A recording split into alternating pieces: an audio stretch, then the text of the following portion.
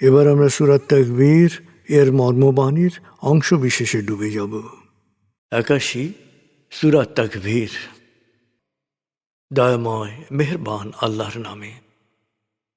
যখন সূর্য অন্ধকারে ঢেকে যাবে, যখন তারকারাজি নিজেদের আলো হারাবে, যখন পর্বতমালা মরীচিকার ন্যায় উধাও হবে, যখন পূর্ণ গর্ভবতী উটনী পরিত্যক্ত হবে, যখন সকল বন্য পশুকে একত্র করা হবে, যখন সমুদ্রের জলরাশি স্ফীত হবে, যখন দেহে আবার আত্মা সংযুক্ত হবে, যখন জীবন্ত কবর দেয়া শিশুকন্যাকে জিজ্ঞেস করা হবে কি অপরাধে তাকে হত্যা করা হয়েছিল, যখন প্রত্যেকের আমলনামা দেখানো হবে, যখন আকাশের আবরণ সরানো হবে, যখন জাহান্নামের আগুন গনগনে লাল করা হবে, যখন জান্নাতকে দৃশ্যমান করা হবে, সেদিন প্রত্যেকেই জানতে পারবে কি পরিণতির জন্যে সে নিজেকে প্রস্তুত করেছে, বুঝতে পারবে কি করা উচিত ছিল আর কি করা উচিত হয়নি।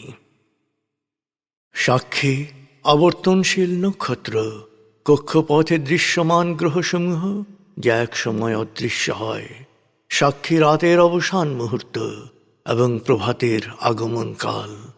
নিশ্চয়ই এই কোরআন আরশের সার্বভৌম অধিপতির নিকট উচ্চ মর্যাদা সম্পন্ন সম্মানিত রসুলের মুখ নিঃসৃত, যার কথা অবশ্যই বিশ্বাসযোগ্য ও মানা উচিত।